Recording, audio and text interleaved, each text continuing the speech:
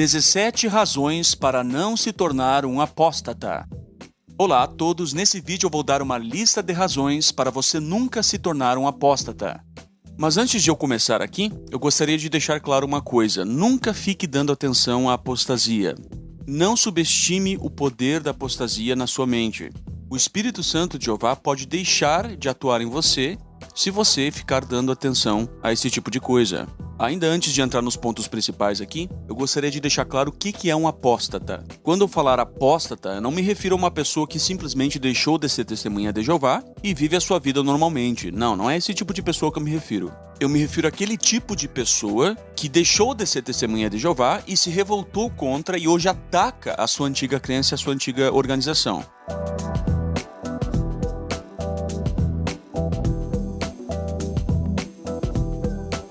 Pois bem, então o primeiro motivo pelo qual eu não me torno um apóstata e jamais me tornaria é porque eles são analfabetos funcionais. O que é isso? Um analfabeto funcional é quando a pessoa é capaz de ler e escrever, no entanto ela não é capaz de inferir significados além do óbvio. Uma coisa que eu pude perceber é o seguinte: os apóstatas, eles não conseguem entender o contexto no qual declarações são feitas. Ele não consegue entender um sentido secundário ao termo. Ele vê um termo e ele simplesmente entende aquele termo da forma mais literal possível. Ele não consegue ter um sentido abstrato, ele não consegue entender o contexto no qual a declaração é dita, ele simplesmente vê algo e aquilo para ele é verdade absoluta e é uma coisa que ele tem contra as testemunhas de Jeová. Eu não vou citar nomes aqui, mas eu vou dar um exemplo real que explica e ilustra muito bem esse ponto. Certa vez um opositor, eu não sei se ele é uma ex-testemunha de Jeová, mas parece ser, ele fez o seguinte: ele colocou um vídeo do irmão do corpo governante dizendo algo mais ou menos assim, abre aspas, por que usamos a forma Jeová e não Yahvé, por exemplo? Será que é porque é a forma mais parecida com o original? Não, mas é porque é a forma mais antiga no nosso idioma e a mais conhecida. Aí ele colocou algo mais ou menos assim no título ou no comentário do vídeo. Membro do corpo governante refuta a verdade e a lógica. Para quem não sabe, a verdade e a lógica era aquele grupo apologético que não existe mais e que defendia verdades bíblicas. Por que ele disse isso? Porque o grupo A Verdade e a Lógica, na época em que estava ativo, defendia que a forma Jeová é de fato a forma mais parecida com o nome de Deus em hebraico e que a forma do nome de Deus em hebraico é Yehová, segundo as descobertas mais recentes dos eruditos judaicos e de manuscritos antigos judaicos. Mas agora eu te pergunto com toda sinceridade, você vê de fato alguma contradição entre o que o irmão do corpo governante disse e a declaração de que Jeová é de fato a forma mais parecida com o nome Yehová? A resposta é: somente um analfabeto funcional acharia uma contradição. Na verdade, eu não sou contra a forma Yahvé. Eu apenas defendo que a forma Jeová é a mais apropriada em português e que também ela é a mais parecida com a forma Yehová. Agora, uma coisa não contradiz a outra. Não existe contradição nisso. Realmente, nós não usamos a forma Jeová em português porque ela é a mais parecida com Yehová. Mas isso não muda o fato de que Yehová é a forma hebraica do nome de Deus e que Jeová é a sua forma aportuguesada paralela. O fato do nome de Deus em hebraico ter a forma Yehová e Jeová é a sua forma paralela em português, portanto a mais parecida, não é o motivo pelo qual nós usamos a forma Jeová em português. O motivo pelo qual nós usamos a forma Jeová em português é exatamente o motivo dado pelo corpo governante. No entanto, isso não muda o fato de que Jeová em português e Jehovah em inglês são as formas mais parecidas com Yehová. Uma coisa não contradiz a outra, mas um analfabeto funcional, um apóstata, ele vai achar contradição nisso. Por quê? Porque ele é incapaz de ler e entender objetivamente a informação. Então, por que é que eu jamais me tornaria um apóstata? Porque eles são analfabetos funcionais. Eles não são capazes de entender a informação de forma objetiva. Eles veem contradição onde não existe.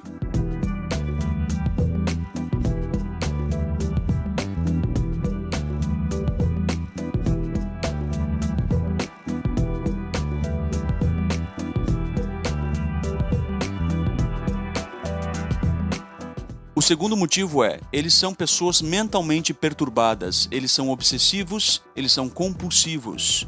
Isso não é comportamento de cristão verdadeiro. Tem apóstata que a cada 50 postagens que ele faz no seu próprio Facebook, na sua linha do tempo, 49 são contra as testemunhas de Jeová. Gente, na minha opinião, Uma pessoa dessas não é perfeitamente normal. Essa pessoa tem um problema na cabeça. Essa pessoa é mentalmente perturbada, ela precisa de tratamento médico. Então, para ilustrar, imagine o seguinte: a minha esposa é uma ex-muçulmana. A cada 50 postagens dela, 49 são falando mal de muçulmanos. Se a minha mulher faz isso, de boa, eu chego para ela e digo assim: para com isso, porque tu não tá normal. Tu é obsessiva. Tu tem que parar com isso. Por favor, para com isso. Eu não te aguento mais. Eu, como marido, não aguentava mais a pessoa. Porque não pode ser normal uma pessoa que faz isso. A pessoa tem que viver. Não, ela vive só para falar mal da antiga religião dela. Para com isso. Você não é normal. Você tem um problema.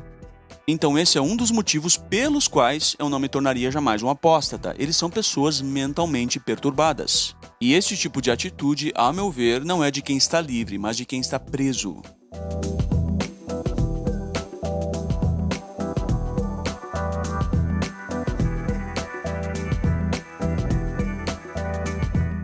O terceiro ponto é mentiras descaradas. Eles sabem que algumas coisas que eles falam, pelo menos, eles têm ciência que aquilo é mentira. Eles sabem disso, mas eles também sabem que existem pessoas desinformadas, pessoas que não sabem. Portanto, o apóstata vai dizer aquilo ali, mesmo sabendo que aquilo é falso. Por quê? Porque ele não está interessado em te propor a verdade, ele está interessado em te persuadir. Se ele conseguir te persuadir, seja por verdade ou seja por mentira, para ele não faz diferença nenhuma. Por exemplo, muitos dizem o seguinte: Charles Taze Russell era maçom, o irmão Russell era maçom. O apóstata sabe que isso é mentira. Ele não acredita nisso, ele sabe que isso é mentira. Ele tem plena ciência da falsidade dessa informação. No entanto, ele também sabe que você talvez não saiba. Outro ponto: Charles Taze Russell adorava Jesus, ele era um idólatra.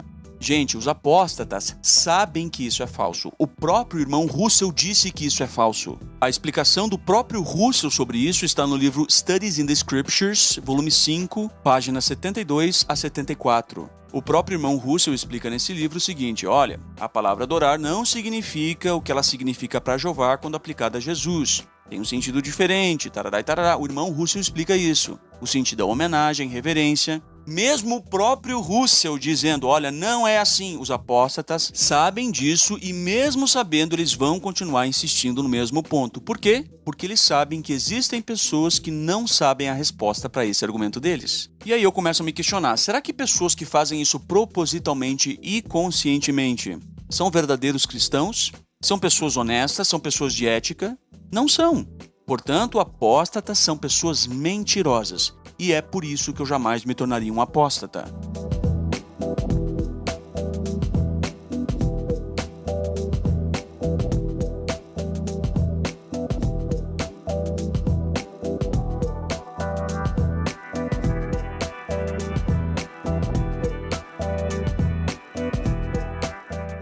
O quarto ponto é o seguinte: apóstatas levam uma vida imprestável.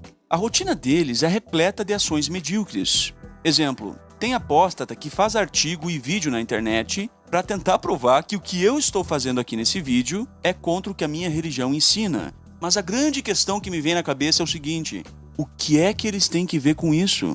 Onde que isso se torna problema deles? Entendeu? O cara não é mais testemunha de Jeová e ele fica ligando para Betel para tentar me colocar contra Betel. Mas a questão é o seguinte: o que ele tem a ver com isso? Em qual parte o que eu faço, o que eu deixo de fazer, e se isso é contra a minha religião ou não, em que parte tudo isso se torna da conta dele? Uma pessoa que faz isso é uma pessoa medíocre. Imagina o seguinte, existe um muçulmano que fica defendendo as crenças da religião muçulmana lá na internet. E aí eu começo a ligar para a sede dos muçulmanos no Brasil, seja o que for, para tentar colocar aquele muçulmano que defende a sua crença contra a sua própria religião. E dizer que não é para acreditar nele, porque o que ele faz é contra o que a religião dele quer que ele faça. Meu Deus do céu, por que é que eu faria isso? Gente, eu tenho uma vida significativa. Se eu fizesse isso, eu digo assim: olha, eu posso parar de viver, porque minha vida não tem mais sentido. Uma pessoa dessas é uma pessoa medíocre, uma pessoa que não tem propósito na vida. Vai conversar com os amigos, vai pra praia, vai jogar um futebol, vai fazer algo que presta nessa tua vida. O que é que tu tem que ver com isso?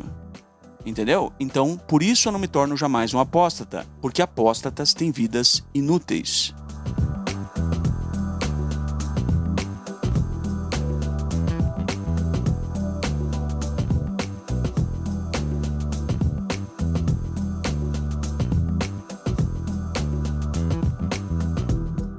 quinto ponto é: muitos deles são imorais. Muitos deles têm práticas imorais, tais como o uso de drogas, imoralidade sexual, práticas homossexuais, dentre outros. Eu não estou dizendo aqui que a conduta imoral deles os torna automaticamente mentirosos, mas a vida imoral que muitos deles levam prova que as ações deles contra as testemunhas de Jeová têm motivos no mínimo duvidosos. Ou seja, quando uma pessoa imoral começa a caluniar outros, isso no mínimo constitui motivo válido para que você comece a duvidar da veracidade das informações transmitidas.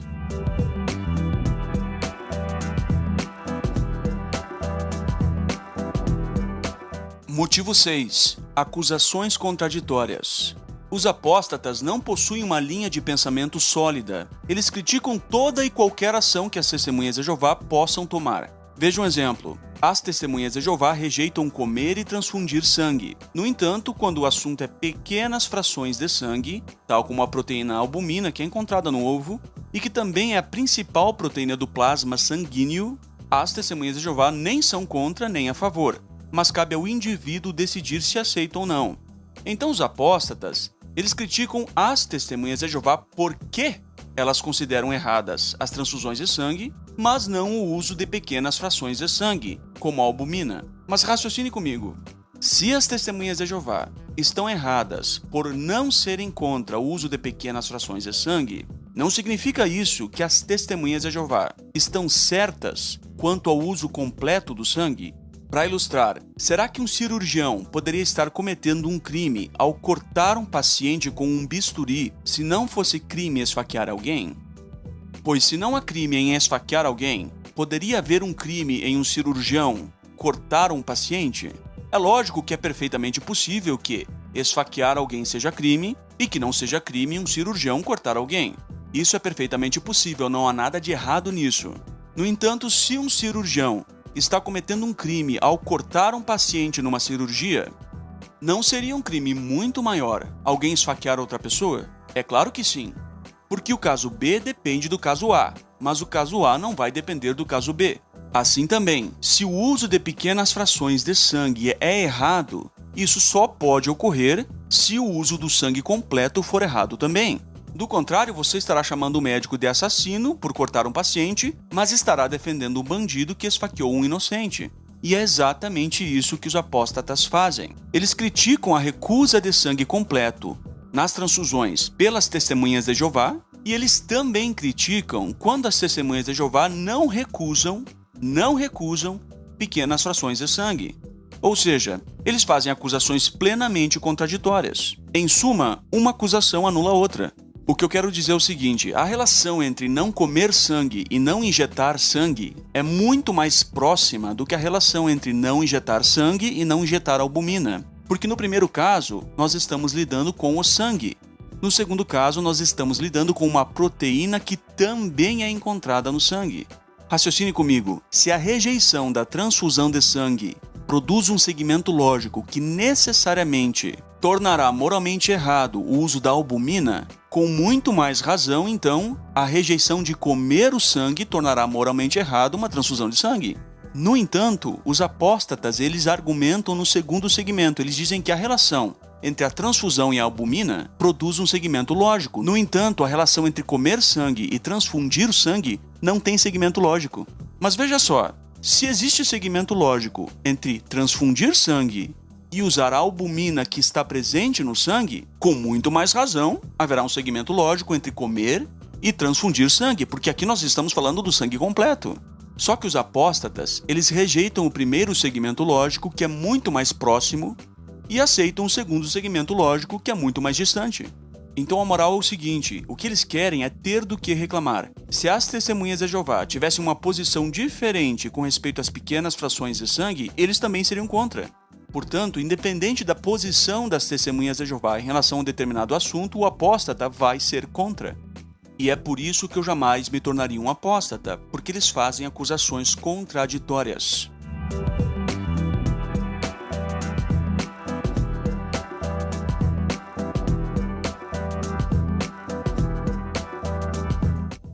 O sétimo ponto é o ódio. Embora as testemunhas de Jeová discordem das religiões da cristandade e creiam que as religiões da cristandade estejam ensinando falsidades religiosas às pessoas, as testemunhas de Jeová não odeiam as pessoas. No entanto, os apóstatas odeiam as testemunhas de Jeová, por mais que eles neguem isso. Os apóstatas podem até dizer que não odeiam as testemunhas de Jeová, mas estes mesmos possuem vídeos, panfletos e outros materiais chamando as testemunhas de Jeová de seita maldita, seita de demônios, dentre outras calúnias. Agora eu te pergunto, será mesmo que tais pessoas não odeiam as testemunhas de Jeová? Você realmente acha que apóstatas não odeiam as testemunhas de Jeová? Portanto, os apóstatas são distribuidores de ódio, e é por isso que eu jamais me tornaria um deles.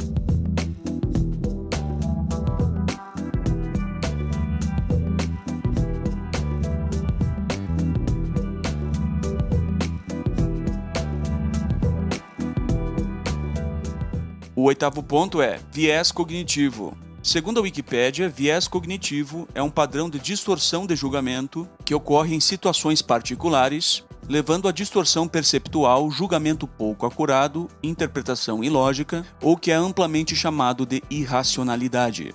Um tipo de viés cognitivo que muitos apóstatas têm é a pareidolia. Ou seja, eles começam a ver supostas mensagens subliminares em publicações da Torre de Vigia. Algo mais ou menos assim: se você colocar a imagem da revista Sentinela no espelho de cabeça para baixo, no ângulo tal, você verá uma foto de um demônio. Não, de boa, a pessoa que fica fazendo isso não pode bater bem na cabeça. Veja, por exemplo, essa imagem do solo de Marte, que se assemelha ao formato de um rosto. Mas isso é apenas uma curiosidade, né? Pois então, eu não sou paranoico e a minha vida é útil demais para eu ficar perdendo o meu tempo com mensagens subliminares. Mas os apóstatas têm um grave problema de viés cognitivo, e é por isso que eu não me torno um deles.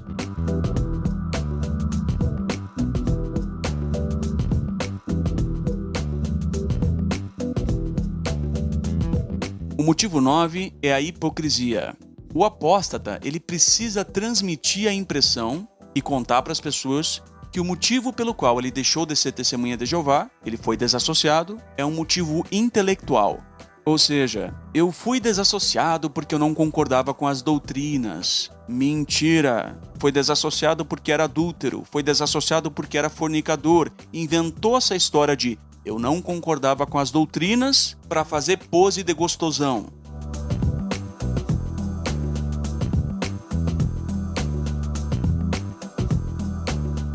Motivo número 10. Vitimismo.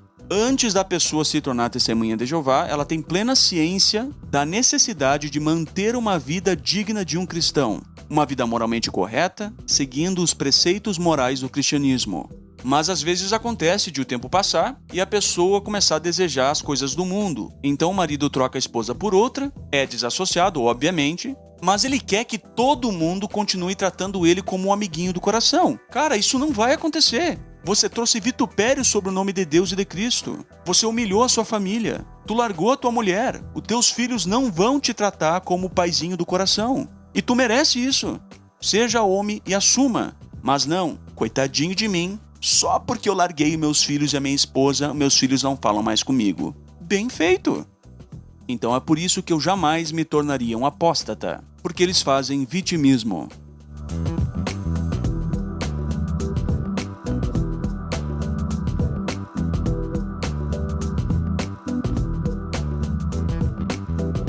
O número 11 é: eles exigem perfeição das testemunhas de Jeová.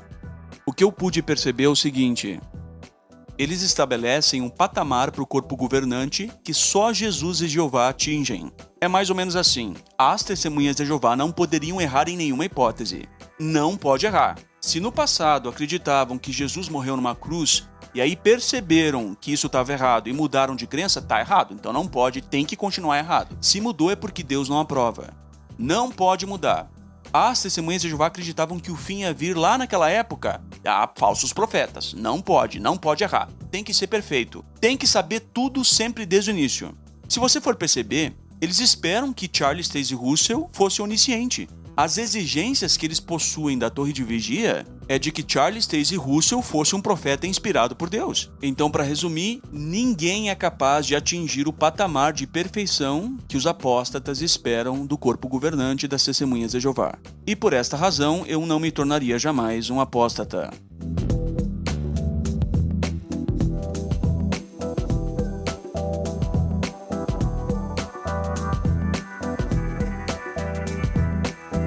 O número 12 é: eles se acham superiores aos outros.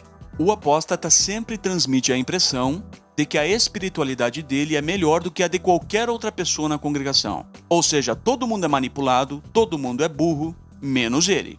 Mas conforme diz a Bíblia, nós temos que considerar os outros como superiores a nós. E é por isso que eu jamais me tornaria um apóstata.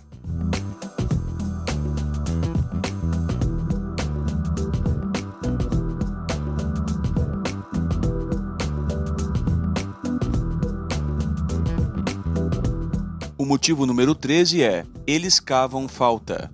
O que eu quero dizer é o seguinte: o apóstata, muitas vezes, ele tem uma atitude provocativa para com as Testemunhas de Jeová, porque ele quer que a Testemunha de Jeová perca o controle e diga ou faça alguma coisa que não seja apropriada para uma Testemunha de Jeová, para que então o apóstata possa usar aquilo que a Testemunha de Jeová disse ou fez contra as Testemunhas de Jeová. Quer dizer, ele pratica uma ação indevida a fim de provocar uma reação indevida, para que ele possa usar aquela reação contra as Testemunhas de Jeová. Eu vou citar aqui apenas um exemplo bem clássico para ilustrar. Muitos apóstatas, eles provocam os apologistas das Testemunhas de Jeová para que nós refutemos os vídeos deles. Só que eles fazem isso porque eles sabem que nós não vamos dar atenção a apóstatas, nós não vamos refutar vídeos de apóstatas. Isso é contra aquilo que a gente acredita. Então eles fazem isso primeiramente porque eles sabem que nós não vamos fazer refutação a eles. Então eles fazem essa pinta aí de gostosões. Eu quero ver vocês me refutarem, vocês não me refutam, refutam os outros, mas não a mim. Mas por que eles fazem isso? Porque eles sabem que a gente não vai refutá-los. Nós poderíamos refutá-los de olhos fechados, seria facinho pra gente fazer isso. Mas a gente não vai fazer porque a gente não quer. No entanto, se eles tivessem ciência de que haveria uma possibilidade da gente fazer uma refutação, a bola deles ia baixar rapidinho. Vocês veriam que rapidinho eles perderiam a coragem que eles demonstram ter. Mas digamos que a gente fizesse uma refutação a um apóstata. Sabe o que aconteceria no dia seguinte? Ele estaria ligando para Betel e estaria nos processando na justiça. Por quê? Porque é exatamente isso que eles querem. Eles ficam cavando falta. Eles agem de uma maneira a fim de querer provocar uma reação em nós para que eles possam ter algo contra nós. Para você ter uma noção de quão suja é essa gente. E esse é mais um motivo pelo qual eu jamais me tornaria um apóstata. Eles ficam cavando falta e esse tipo de atitude não pertence a cristãos.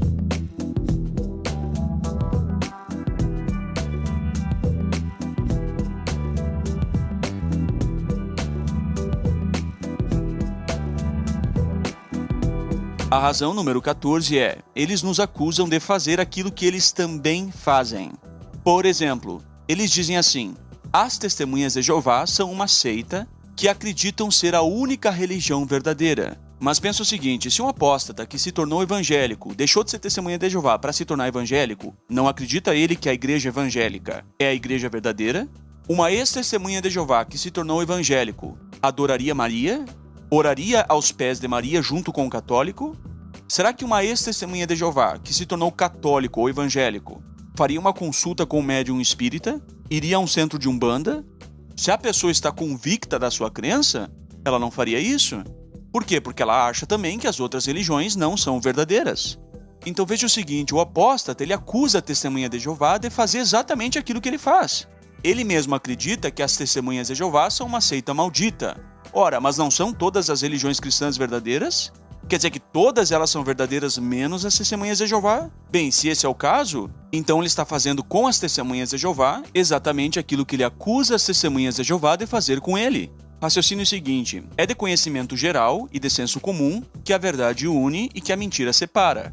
Sendo assim, se houvesse duas religiões verdadeiras, o que você acha que aconteceria com elas? Visto que a verdade une, então essas religiões se uniriam e formariam uma só. Portanto, é no mínimo coerente que as testemunhas de Jeová pensem que elas são a religião verdadeira. Do contrário, elas não seriam testemunhas de Jeová. Os católicos pensam que a Igreja Católica é a única religião verdadeira, a Igreja de Cristo. Os evangélicos pensam que a Igreja Evangélica é a Igreja de Cristo. Os Mormons pensam que a Igreja dos Mormons é a Igreja de Cristo. Os adventistas pensam que a Igreja Adventista é a Igreja de Cristo. Todas as igrejas pensam ser a Igreja verdadeira. No entanto, somente as testemunhas de Jeová são criticadas por isso. E é por isso que eu jamais me tornaria um apóstata. Eles nos acusam de fazer exatamente aquilo que eles fazem.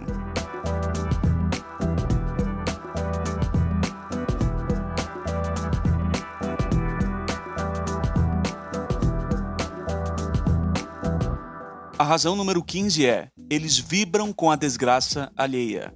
Quando as testemunhas de Jeová passaram a ser impedidas de pregar e de se reunir, como aconteceu na Rússia agora há pouco, os apóstatas vibram com isso. Eles acham bonito, eles ficam felizes com isso. Às vezes acontece de algum salão do reino das testemunhas de Jeová sofrer alguma espécie de atentado, seja por incêndio ou qualquer outra coisa. Às vezes acontece de pessoas inocentes morrerem. Sabe o que os apóstatas fazem? Eles vibram com isso. Eles dizem: bem feito, se as testemunhas de Jeová não desassociassem os seus membros, isso não aconteceria. Peraí, gente. Esse tipo de atitude não é atitude de gente boa. Isso não é atitude de cristão. E os apóstatas fazem isso. E esse é mais um motivo pelo qual eu não me tornaria um deles.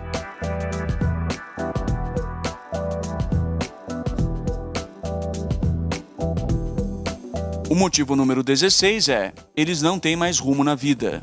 A verdade para eles agora não se limita a uma doutrina, mas se limita a desviar pessoas de uma doutrina. Ou seja, eles querem tirar pessoas da mentira, segundo o que eles acreditam, e não trazer pessoas à verdade. Então, para eles, não interessa o que você vai fazer da vida, desde que você não seja mais uma testemunha de Jeová. É isso que ele quer. Em suma, para eles, não existe uma verdade a ser conhecida, mas uma mentira a ser desmascarada.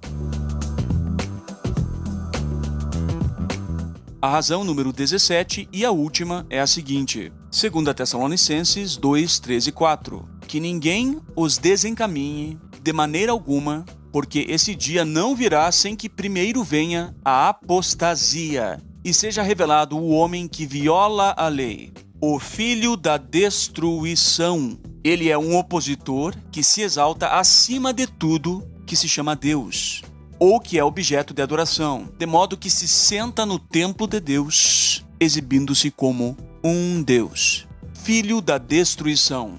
Em resumo, os apóstatas não terão a esperança de vida eterna. E é por isso que eu jamais me tornaria um deles. Eu espero ter ajudado você. Um grande abraço, fiquem em paz.